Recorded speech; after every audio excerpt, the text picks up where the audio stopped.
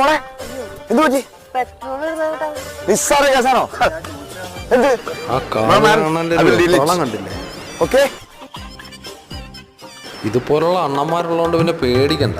പിള്ളേരെ പെണ്ണുങ്ങളെയൊക്കെ വീട്ടിൽ ഭദ്രമായിട്ട് ഇത്ര കേസല്ലേ ഉള്ളൂ.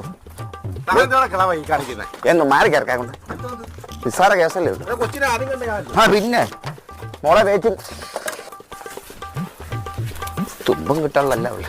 മോളെ തുറന്നപ്പോ ഓപ്പൺ. No problem.